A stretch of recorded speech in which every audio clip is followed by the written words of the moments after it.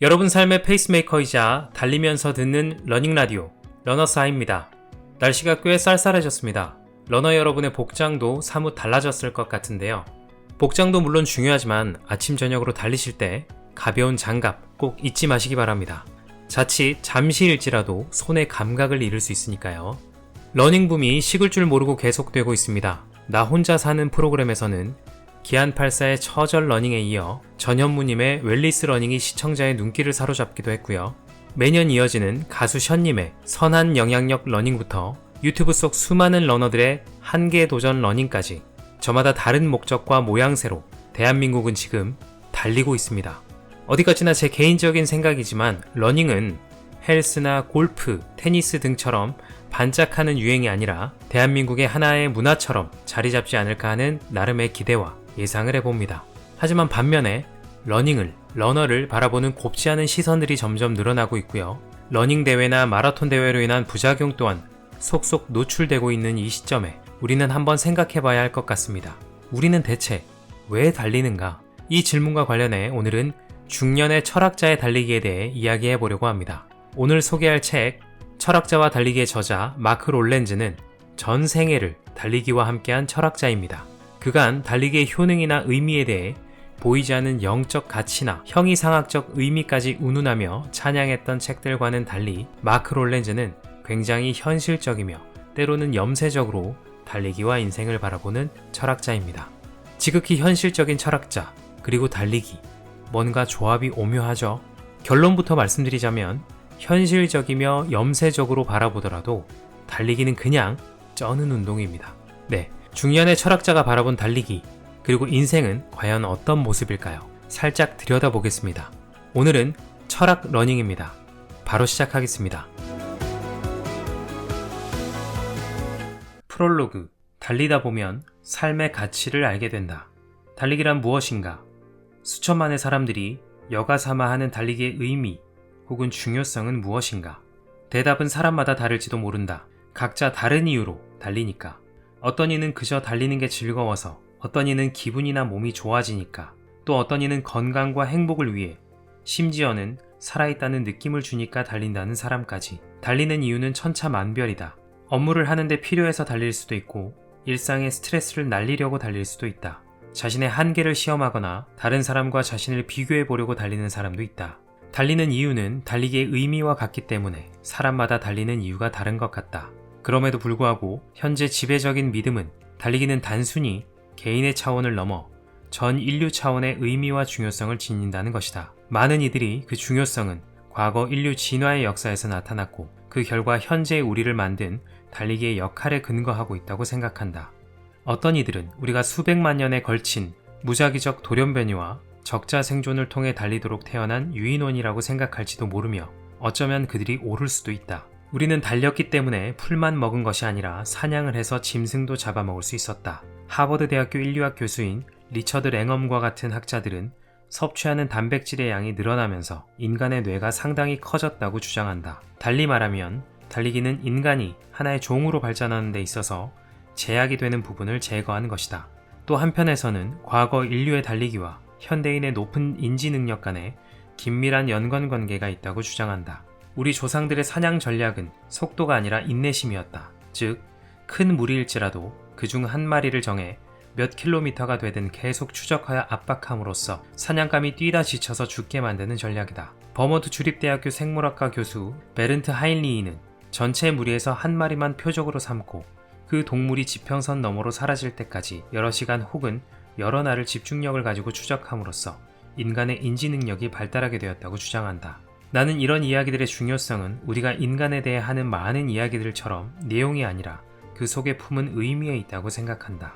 그렇다고 이런 이야기들이 틀렸다는 것은 아니다. 오히려 이런 이야기들에는 중요한 진리의 요소들이 들어있다. 그러나 그런 진리의 요소를 전체의 진리로 오해하는 것은 거짓말보다 더 위험할 수도 있다.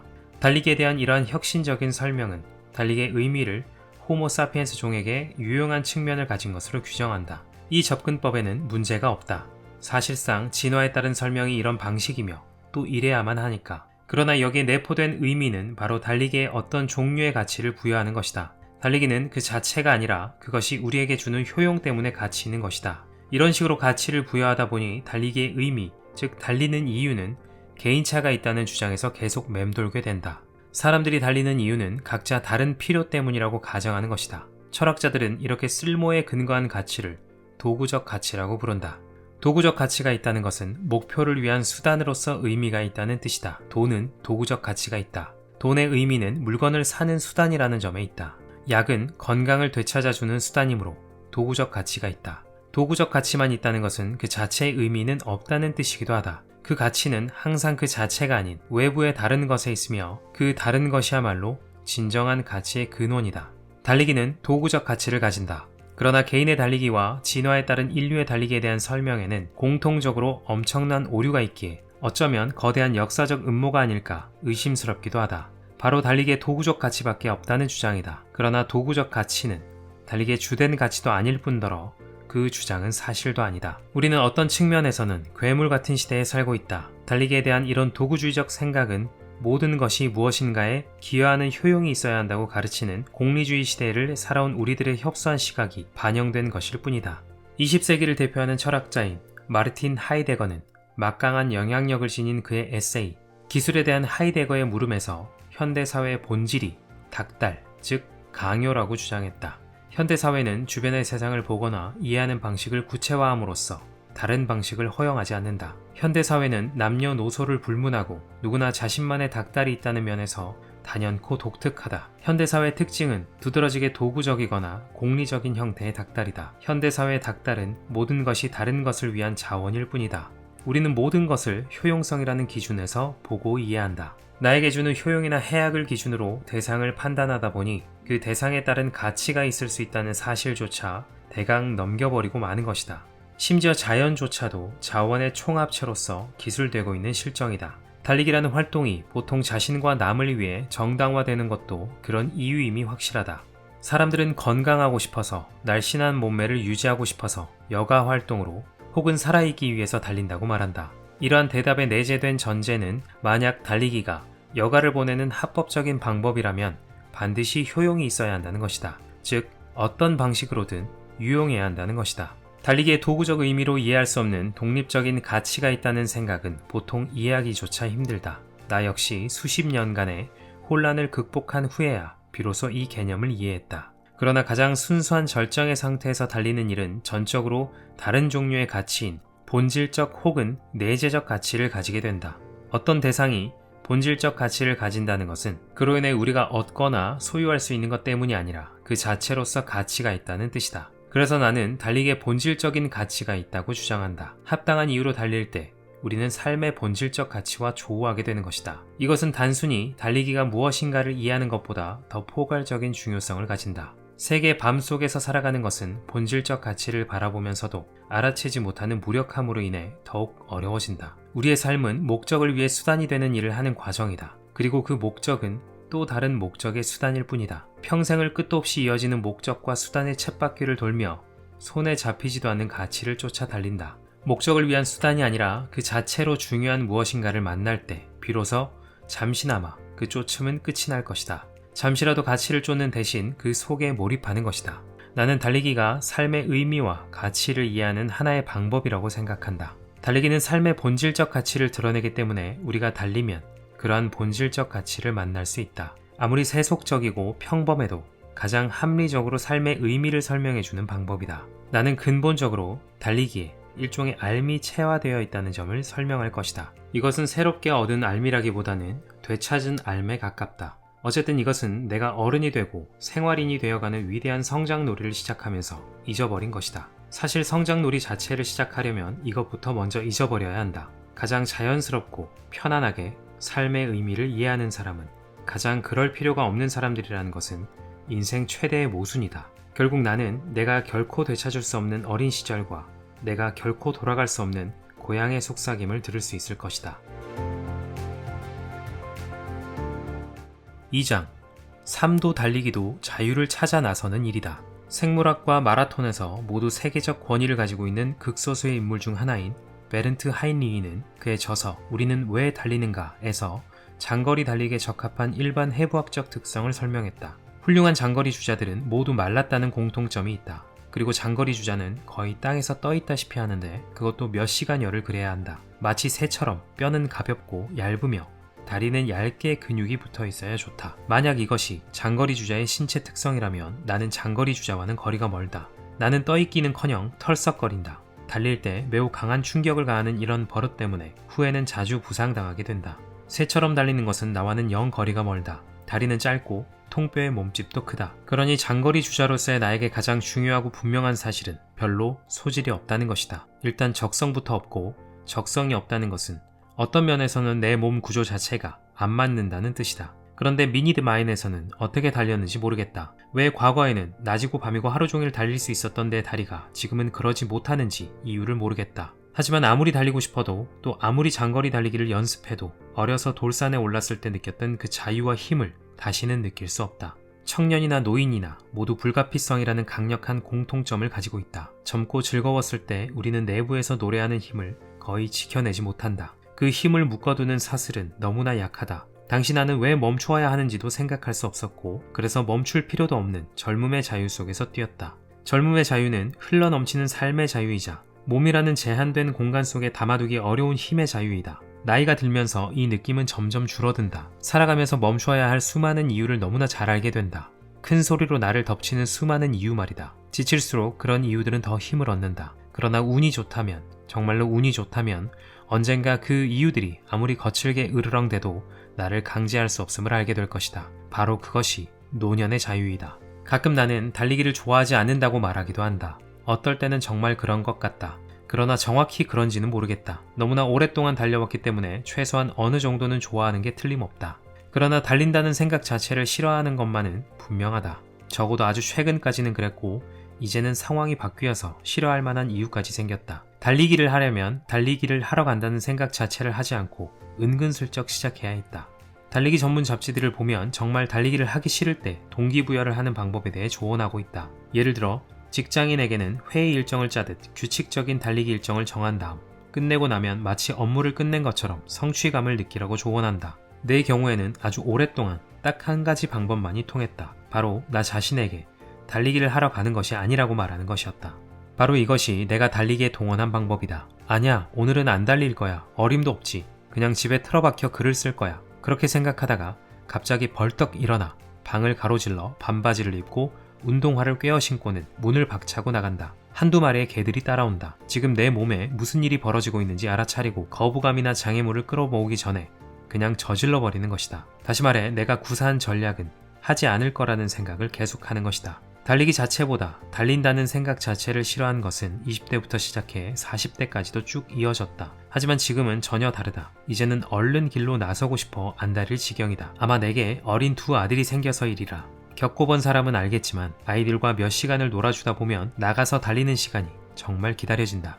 물론 아이들과 노는 것을 좋아하지만 어쨌든 그에 비하면 32km를 달리는 것쯤은 달콤한 휴식이다. 혹은 모든 크고 작은 부상과 거의 반세기를 함께한 경미한 통증에도 불구하고 이제야 내 달리기의 삶이 반드시 무한한 미래로 이어지는 것은 아니라는 사실을 깨달았기 때문인지도 모르겠다. 나는 위험천만한 무릎, 무례한 아킬레스건, 의심스러운 허리와 상습적으로 재발하는 종아리 근육에 유통기한 도장이 찍힌 물건 같다. 그리고 이 모든 것을 고려할 때 달리기는 단순히 내가 하는 일이 아니며 내가 권리를 주장할 대상은 더더욱 아니다. 내게 달리기는 특권이다. 모든 달리기에는 고유의 심장박동이 있다. 사람들은 가끔 달린 시간과 거리로 달리기의 가치를 평가한다. 혹은 일정 거리를 강도 높게 달리는 사이사이에 짧은 휴식을 넣는 저강도 달리기인 유산소 인터벌 AI의 횟수, 시간과 강도나 오르막을 달려 올라간 총 시간인 TUT 등을 사용해 더 정교하게 평가하기도 한다. 그러나 내게는 시간, 거리, AI, TUT와 같은 것들은 그저 우연일 뿐이다. 모든 달리기에는 고유의 심장박동이 있다. 나는 어렸을 때 이것을 알게 되었다. 심장박동은 달리기의 핵심이며 달리기의 본질이다. 이른 아침 여름의 돌산을 달리던 심장박동은 푹신한 풀밭과 히더위를 가볍게 달리는 부드러운 느낌이었다. 산 위로 부는 산들바람이 바람에 비틀어지고 구부러진 나뭇가지를 스칠 때마다 휘파람 같은 서걱거림이 들렸다. 이 산들바람 속을 춤추듯 나르는 사뿐한 종다리들이 있었다. 그리고 무엇보다 내 옆에는 부츠가 있었다. 가볍게 숨을 헐떡이는 부츠와 녀석의 목줄에 매달린 이름표가 짤랑대는 소리가 있었다. 요즘은 정말 아프다는 말을 입에 달고 산다. 더 일반적인 대답은 내 생각은 달리기를 시작하기 전에 내 삶을 반영한다는 것이다. 행복하다면 행복한 생각을 할 것이고 슬프다면 슬픈 생각을 할 것이다. 생각은 그 속에 너무나 많은 나를, 내 삶의 모든 악취와 고뇌와 강박을 담고 있다. 달릴 때 생각을 한다면 이 달리기는 틀려먹었다. 혹은 최소한 아직 제대로 달리고 있지 않은 것이다. 아직 궤도에 오르지 못한 달리기이고 아직 심장박동을 느끼지 못한 달리기이며 아직 리듬이 거는 최면에 걸리지 않은 달리기이다. 장거리 달리기가 궤도에 오를 때마다 생각이 멈추고 사유가 시작되는 시점이 온다. 가끔은 이런 것이 가치가 없지만 또 가끔은 그렇지 않다. 달리기가 뇌에 미치는 영향에 관한 수많은 연구가 있는데 그 영향은 매우 놀랍다. 성인의 뇌세포가 자랄 수 있다는 것을 알게 된 것은 그리 오래되지 않은 일이다. 그러나 실제로 가능한 일이고 달리기는 이를 촉진하는 한 가지 방법이다. 최소한 쥐에서는 그렇다. 실험쥐들은 러닝머신을 공짜로 쓸 수 있게만 해주면 뇌에서 기억을 담당하는 부분인 해마의 수십만 개의 새로운 세포를 생성했다. 그리고 뇌율의 향신경성 인자 BDNF라는 것이 있다. 새로운 뇌세포 생성을 촉진하고 기존의 세포를 보호하는 역할도 하는 단백질인 BDNF는 달리기를 하면 다량 생성된다. 생각이 사유로 변하는 순간, 먼저 달릴 때 드는 느낌이라는 현상부터 설명해보자. 나는 느낌을 생각이 사유로 변화하는 것이며 이 변화의 기저에는 리듬의 최면 효과가 있다고 주장했다. 만약 이것이 나만 느끼는 현상이라면 나 외에는 아무도 흥미를 느끼지 못해야 한다. 그러나 다른 사람들도 상당히 유사한 경험을 하는 것으로 묘사된 바 있다. 예를 들어 미국의 작가 조이스 캐럴 오츠는 달리기, 이보다 더 행복하고 짜릿하며 상상력을 자극하는 활동이 도대체 있을까?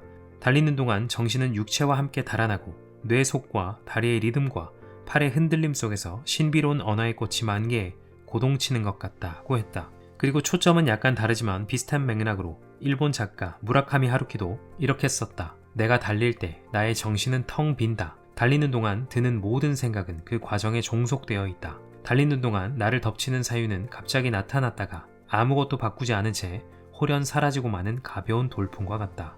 오츠와 무라카미는 모두 달리는 경험의 중요하지만 다른 측면을 말하고 있다. 오츠가 팔과 다리의 움직임에 따라 달아나고 고동치는 사유를 말하며 리듬을 강조한 반면 무라카미는 정신의 공백화를 강조하며 사유를 이 공백 사이로 부는 돌풍이라고 묘사하고 있다. 사람들이 반복적인 리듬의 박자를 맞출 때 뇌에서 활성화되는 부분은 좌측 전두엽, 좌측 두정엽과 우측 소뇌이다. 뇌의 활성화 부위만큼이나 중요한 것이 바로 주파수이다. 달리기의 주파수는 25에서 100Hz의 감마파이지만 보통 40Hz이다. 감마파는 집중이나 의식적 경험과 같은 고도의 정보 처리에 가장 중요한 파장이라고 많은 이들이 생각한다. 어떤 이들은 정보를 통합하는 감마파의 역할 때문에 그렇다고 한다. 그러나 가끔은 뇌도 잠시 풀어줄 필요가 있고 지쳤을 때는 더 쉽게 이 기능을 놓고 싶은 유혹에 빠진다. 치매나 알츠하이머 환자와 이야기를 해보면 그들이 많은 기억을 잃었다는 것보다는 아직 남은 기억이 얼마나 강렬하고 생생한지에 놀라게 된다. 거의 평생에 걸친 아주 오래전의 기억이 어제처럼 생생하게 되살아난다. 그들의 뇌가 풀려나면서 연관이 점점 약해지고 그 과정에서 숨겨져 있던 것들이 드러나는 것이다. 이는 지친 육체가 달리기의 리듬 속으로 파고들 때 나타나는 일종의 현상과도 같은 것이 아닐까. 공허함은 뇌가 풀려난다는 신호인데 일반적으로 말하는 모든 긴장을 다 푸는 것이 아니라 일상적인 일에 대한 긴장을 놓아주는 것을 말한다. 일상적인 활동 간의 연관이 조금은 느슨해진다. 그러면 생각은 익숙하지만 헛된 길과 막다른 골목을 뒤로 하게 되고 새롭게 펼쳐지는 정신의 너른 사막에서 빛나고 청정한 사유를 발견할 수 있게 된다. 이 주제에 관한 경험적 연구가 딱 하나 있다. 티베트의 불교 승려들을 연구한 신경과학자 숀 오놀러는 명상과 약 40Hz의 감마파 사이의 상관관계를 증명했다. 또한 그는 이 승려들의 공통점이 특히 명상의 경지가 높을수록 뇌의 소모 정도를 평상시보다 낮게, 심지어는 거의 0에 가깝게 할 수 있는 능력이라고 주장했다. 그의 뇌 소모 0 가설에 따르면 뇌 소모가 낮은 상태는 자신을 있는 상태에 해당하며 높은 상태는 자아를 경험하는 상태에 해당한다. 감마파는 뇌 소모가 낮은 편에 속한다. 이 연구는 체력 소모가 생각에 미치는 영향에 대해, 더 정확하게는 사유를 할 수 있는 상황을 마련해주는 역할에 대해 시사하는 바가 크다. 강도 높은 육체 활동은 뇌를 저소모 상태로 만든다. 이는 거나하게 식사를 한 후 식곤증이 밀려오는 것과 같은 이치이다. 혈액이 소화기로 몰려 뇌로 가는 혈액이 부족해지다 보니 뇌로 가는 산소도 덩달아 부족해지는 것이다. 장거리 달리기에서 체력이 고갈되는 지점에 도달하면 모든 에너지가 한 발 한 발 내딛는 데 집중된다. 보통 신체 총 에너지 공급량의 20% 이상을 소모하던 뇌는 이를 보완하기 위해 오놀런이 말하는 저소모 모드로 바뀐다. 그 결과 나타나는 것이 나를 잇는 초월의 상태이다. 보통 생각하면서 경험한다. 그러나 장거리 달리기를 할 때는 나 자신을 인식하는 힘 자체가 약해지기 때문에 생각하는 경험을 하지 않는다. 생각의 자리에 사유가 들어온다. 그것은 전혀 내 것 같지 않고 외부에서 뜬금없이 나타났다가 호련히 사라지는 것 같다. 사유는 그들이 준비되었을 때 나타나며 그때가 왔다는 것은 전체적인 뇌 소모가 줄어들고 감마 활동이 증가한 상태를 말하는 것이다. 육체가 피로해짐과 동시에 일상의 틀에 박힌 연관들이 충분히 느슨해지면 좌뇌 전두엽, 좌측 두정엽과 우측 소뇌에서 고도로 통합된 활동이 일어난다. 그 결과로 사유가 들어올 수 있는 정신의 빈터, 즉 일종의 공백이 생긴다. 어쨌든 내게는 왜 이런 일이 생기는지 그 이유가 중요한 게 아니라 발생한다는 사실 자체가 중요하다. 달리기의 심장박동이 아이들이 가장 잘 아는 종류의 가치를 나에게 다시 알리기까지는 여러 해가 가고 올 것이다. 어른은 이 가치를 잃어버렸기에 현저히 부족한 존재로 전락했고 삶은 그러한 가치를 필요로 하는 종류의 것이다.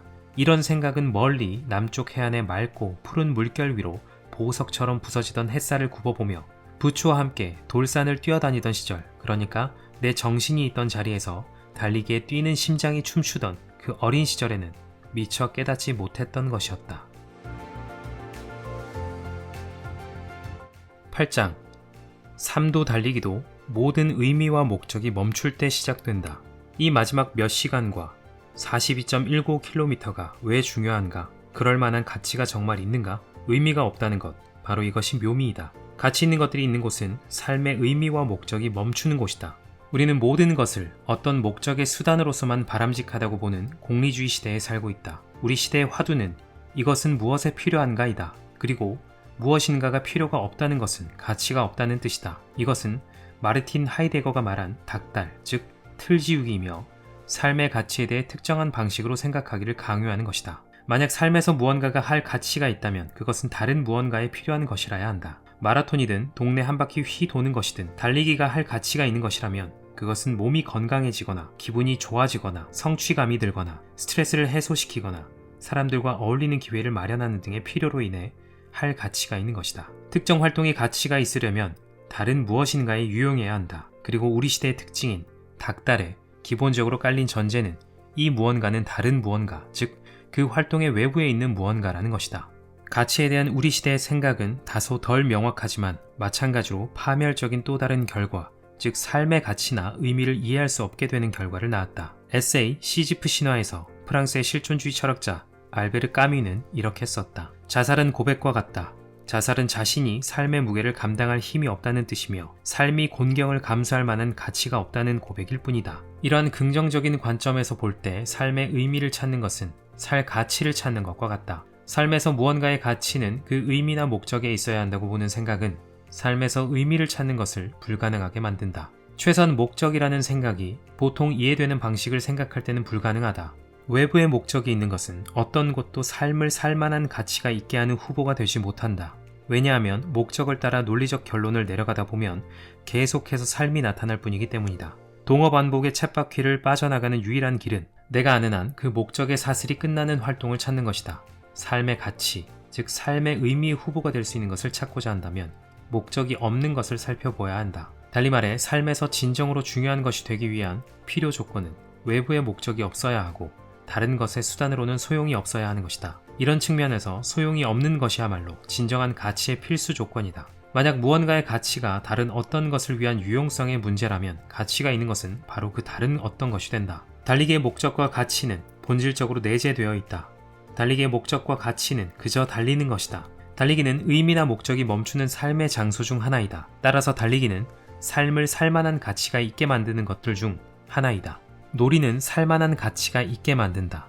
마라톤의 기원이 되는 곳은 철학의 발원지이기도 하다. 그곳은 바로 기원전 4, 5세기 고대 그리스의 도시국가인 아테네이다. 고대 아테네를 이해하려면 최소한 세 가지를 알아야 하는데 그들의 신, 철학자, 그리고 운동선수가 바로 그것이다. 현대인들에게 더 이상 창세기의 하나님의 존재를 믿도록 강요할 수 없는 것처럼 당시 아테네인들 역시 더 이상 신을 맹목적으로 믿지는 않았다. 그러나 그들은 천지창조와 인간의 타락처럼 신들의 이야기를 사실적 진리가 아닌 형이상학적 진리로서 기억했고 그것이 핵심이다. 18세기 독일의 철학자, 역사가, 시인 겸 극작가인 프리드리히 실러는 그의 저서 미학 편지, 인간의 미적 교육에 관한 실러의 미학 이론에서 다음과 같이 썼다. 단언컨대 인간은 온전한 인간일 때만 놀이를 하므로 인간은 놀이하는 한에서만 온전한 인간이다. 이러한 삶을 채우기 위해 무엇을 해야 할까?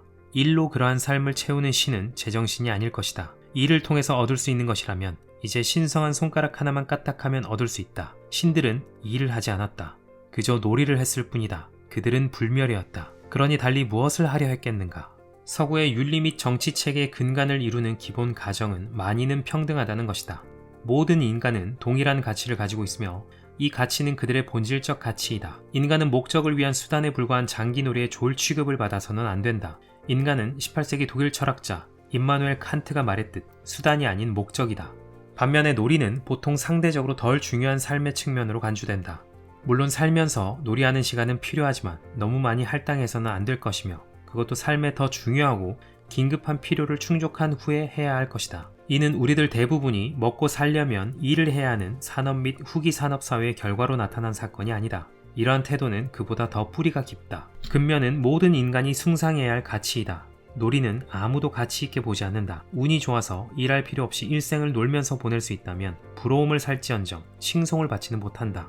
그런 사람들은 평생 어른이 되지 못한다는 손가락질을 받을 것이다. 근면은 덕과 교양을 높이는 것이다. 의심의 여지 없이 우리는 올림포스의 신들보다 도덕적으로 우월하다. 그럼에도 동시에 우리가 어린아이였을 때는 알았지만 어른이 되면서 잊어버린 그 무엇처럼 그리스인들이 알았던 무언가를 잊어버렸다. 그리스인들은 유토피아가 놀이를 하는 곳이란 걸 알았다. 유토피아에서는 삶을 구원해주고 살만한 가치가 있게 만드는 것이 놀이이다. 정확히 묘사하자면 유토피아는 가장 이상적인 인간의 삶이다. 그리스인들은 놀이를 가장 이상적인 인생의 핵심적 요소로 간주했다고 봐야 할 것이다. 삶에서 본질적으로 가치 있고 삶을 살만한 가치가 있게 만드는 것은 일이 아닌 놀이이다. 우리가 사는 현상계에서 완벽한 것은 없다. 누군가를 주자로 만드는 것은 주자의 형상을 담거나 플라톤이 말하는 것처럼 주자의 형상에 관여했기 때문이다. 주자로서의 상태는 주자의 형상에 대해 그들이 취하는 관계에 의존한다. 그러나 그 형상은 그 자체이다. 그 상태가 성립되기 위해 어떤 것에도 의존하지 않는다. 이것이 보편적으로 더 진실이다. 현상계에 존재하는 모든 것은 하나 이상의 형상과 어떠한 관계를 맺고 있어야만 그 형상일 수 있다. 나는 부족하나마 인간의 형상과 닮았기에 인간이다. 휴고는 개라는 형상을 닮았기에 개이고 그러나 정반대의 의존성은 없다. 형상은 그들의 존재를 설명하기 위해 예로 드는 대상들에는 의존하지 않는다. 현세에서는 내세의 형상이 아니라 본질적으로 가치 있는 것을 뜻하는 선을 사랑하는 것만이 가치가 있다. 도구, 즉 결과적으로 얻어지는 다른 어떤 것을 위해서만 존재하는 것은 삶에서 하찮은 것들이다. 그런 것을 원하고 탐하며 간절히 필요로 할 수 있다. 하지만 사랑할 가치가 없으므로 사랑해서는 안 된다. 돈을 사랑하는 것은 모든 악의 뿌리라고 성경은 말한다. 혹은 더 성경답게 표현하면 돈을 사랑하는 게 모든 악의 뿌리이다. 나는 이 부분에 대해 성경이 전적으로 옳다고 생각한다. 그러나 이것은 사랑이 본질적으로 가치 있는 것에 대해 적절한 관계라는 더 보편적인 진리의 한 해석에 불과하다. 본질적 가치를 지니지 않는 대상을 그런 것처럼 대하는 것은 일만 악의 뿌리가 된다. 악한 삶, 악한 정치 사회체제, 그리고 도처의 악한 사람들. 본질적으로 가치 있는 것은 사랑할 가치가 있다. 삶의 가장 중요한 임무는 자신의 주변을 사랑할 가치가 있는 것들로 채우고 이들을 그렇지 않은 것들과 구분하는 것이다. 쾌락과 환희와 행복 사이. 쾌락주의적 접근에서는 행복을 하나의 것, 즉 어떤 종류의 감정으로 본다. 그러나 행복의 개념은 근본적으로 애매하다. 행복은 하나가 아니다. 전혀 다른 두 가지가 공존하는 것이 행복이다. 행복을 다른 것으로서의 수단이 아닌 그 자체를 원하는 본질적 가치를 지닌 것으로 생각하는 것이 보편적이다. 행복이 본질적으로 가치 있다는 주장은 보편적인 정도가 아니라 거의 범세계적으로 최소한 철학자들 사이에서는 당연시되는 견해이다. 일견 그럴싸해 보인다. 행복을 돈으로 살 수 있기에 돈을 원할 수 있다. 그렇다면 우리는 행복으로 무엇을 살 수 있다고 생각하는가? 사람들은 다른 이유는 없이 그저 행복해지고 싶어서 행복을 원한다. 바로 이곳이 의미나 목적이 멈추는 곳이다. 따라서 행복은 본질적으로 가치 있는 것이라야 한다. 내가 막 끝낸 42.195km의 달리기는 쾌락과 아무 상관없다고 자신 있게 말할 수 있다. 사실 매우 불쾌했고 특히 21km 지점에서 불쾌감은 극에 달했다. 달리기가 끝난 후 모든 불쾌감을 일소해줄 빛나는 성취감도 없었다. 달리기가 끝나자 나는 모호하고 꼭 집어 말하기 어려운 당혹감을 느꼈는데 경험적으로 그게 이젠 뭘 하지? 라는 기분인 것을 알았다. 그럼에도 달릴 때와 경주가 끝난 후에 내가 모두 행복하지 않았다고는 확신을 가지고 말할 수 없다. 오히려 너무나 깊게, 심지어 혐오스러울 만큼 극도로 행복했다. 만약 이것이 맞다면 나는 반드시 모든 행복이 쾌락은 아니라는 결론을 내려야만 할 것 같다. 행복이 언제나 쾌락을 수반하지는 않는다. 누군가 무언가를 즐긴다면 그것이 주는 기쁨, 즉 재미를 느낀다는 것 외에 다른 뜻은 없다. 현대는 감정의 시대이다. 그래야만 한다. 감정은 노동으로 점철된 삶에서 누리는 일탈이다. 그렇기 때문에 우리는 환희가 특별히 고조된 쾌락의 감정, 즉 심화되고 강화된 쾌락과 다르지 않다고 생각하게 된 것이다. 그러나 내가 환희라고 부르는 것은 오히려 더 무자비한 불쾌감의 형태로 나타났다. 그러면 어떤 의미와 어떤 근거로 나의 이 경험을 환희라고 부를 수 있을까? 환희는 행복의 또 다른 형태로 쾌락이라고 볼 수 없는 여러 행복 중 하나이다. 쾌락으로서의 행복은 느낌의 방식으로 정의된다. 그러나 환희로서의 행복은 그렇지 않다. 나는 이유와 행동의 간극에서 달릴 때 환희를 경험했다. 그러나 사르트르는 같은 경험을 고뇌로 표현했다. 그처럼 정반대의 의미를 내포한 경험이 어떻게 같은 것을 지칭할 수 있는지는 이 환희가 느낌의 방식으로는 설명할 수 없다는 것을 보여준다. 환희는 여러 가지 느낌으로 경험될 수 있다. 감정은 환희에 수반할 수 있지만 환희를 정의하거나 성립시키지는 못한다. 갑자기 나타난 사유와 함께 달리면서 내가 만난 환희는 그에 수반하는 감정의 측면에서는 어떤 이유도 나를 강제할 수 없음을 깨달으며 만난 환희와는 매우 다르다. 그럼에도 이 둘은 모두 환희가 가질 수 있는 형태들이다. 환희는 본질적으로 하나 혹은 그 이상이 합쳐진 감정이 아니다. 환희는 인식의 한 형태이다. 도구적인 것에 더 많이 지배받는 삶일수록 쾌락의 가치를 두게 된다. 그러나 환희의 기능은 사뭇 다르다. 환희는 여러 경험의 형태를 취할 수 있다. 현재 하는 일에 철저히 몰입하는 경험인 집중의 환희도 있다. 결과가 아닌 행동, 목표가 아닌 활동에 몰두하는 열정의 환희도 있다. 어떤 대가를 치르든 자신을 올인하고 놀이를 가장 어려운 방식으로 만드는 경험인 인내의 환희도 있다. 오늘 이곳에서 굴복하지 않는다는 저항의 환희도 있다. 환희는 그 형태가 무엇이든 달리기의 심장박동에서 찾을 수 있다. 그러나 결국 이 모든 것은 하나로 귀결된다. 환희는 삶의 본질적 가치이자 경험이자 인식이다. 환희는 삶에서 그 자체로서 가치 있는 것, 삶에서 사랑할 가치가 있는 것을 인식하는 것이다. 쾌락은 우리를 본질적 가치가 없는 것에서 일탈하게 만든다. 환희는 행동의 인식이다. 쾌락은 감정의 방식이다. 그러나 환희는 보는 방식이다. 환희는 결코 쾌락이 아니며 쾌락이 될 수도 없는 어떤 것이다. 그것은 삶의 의미와 목적이 멈추는 곳에 대한 인식이다. 주어진 운명과 화해하는 법. 사람들은 누구나 이 세상에 처음 올 때 두렵고 혼란스럽고 혼자였던 그 모습대로 이 세상을 떠난다. 태어날 때 우리는 포근한 품에 안겨 부드럽게 어르는 소리를 들었다. 그러나 떠날 때는 아무것도 없을 것이다. 모든 생명체의 삶은 슬프고 처절하다는 면에서 비슷한 굴곡을 그린다. 그러나 인간은 조금 다르다. 나는 미래를 생각하면 두렵고 답답했다. 하지만 내 아이들의 미래를 생각하면 그 정도 두려움과 답답함은 아무것도 아니다. 가끔은 비트겐슈타인이 말했듯 삶에서 가장 보기 어려운 것은 가장 명백한 것인데 너무나 명백하여 정확히 보는 것이 어려운 것이다. 이제 이것은 내게 명백하다. 아이들을 삶에서 보호할 대단한 힘도 없으면서 이 사악한 곳에 태어나게 만들었다.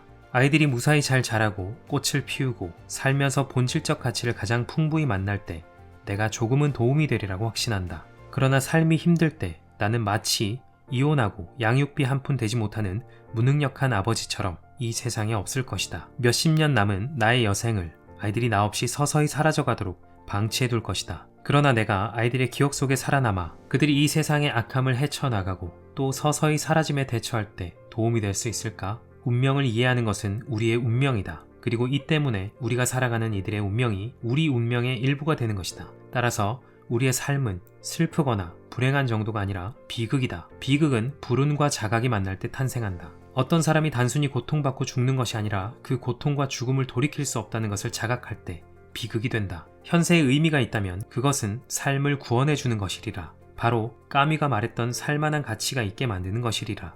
니체는 이보다 더 나아가서 삶의 의미는 삶을 견뎌내는 것만이 아니라 사랑할 수 있게 만들어 주어야 한다고 했다.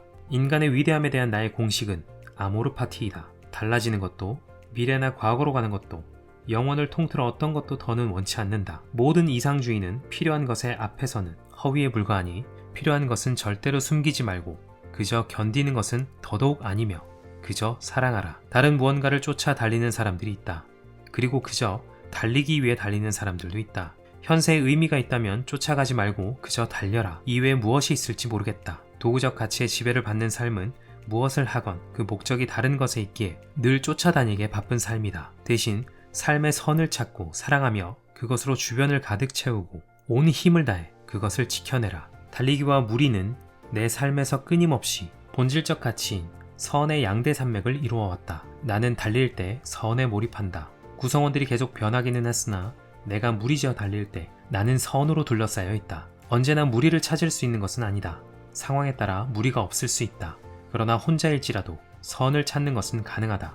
방법은 운동화를 신고 달리기의 심장박동이 들릴 때까지 계속 뛰는 것이다. 계속 달리다 보면 결국에는 나타나게 되어 있다. 선에 몰입하고 선으로 둘러싸이게 되는 순간에는 비록 운명을 사랑할 수 없을지라도 최소한 화해는 할 수 있을 것이다. 다른 운명을 바랄 여력이 없기 때문에 나는 운명과 화해한다. 이것은 운명을 사랑하는 것이 아니라 수용하는 것이다. 그리고 이것이 나의 최선이다. 이 짧은 순간만큼은 과거에 일어났던 어떤 일도 또 앞으로 벌어질 어떤 일도 끼어들지 못한다.